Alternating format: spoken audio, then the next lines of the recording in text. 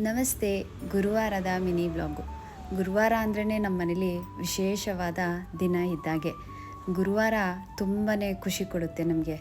ಯಾಕಂದರೆ ಇವತ್ತು ಬೆಳಗ್ಗೆ ನನಗೆ ಆಕಸ್ಮಿಕವಾಗಿ ನಮ್ಮ ಮನೆಗೆ ಯಾರು ಬಂದರು ಅಂತ ಲಾಂಗ್ ವಿಡಿಯೋದಲ್ಲಿ ನಾನು ನಿಮಗೆ ತಿಳಿಸ್ತೀನಿ. ನಮ್ಮ ಮನೆಗೆ ಯಾರು ಬಂದಿದ್ರು ಅಂತ.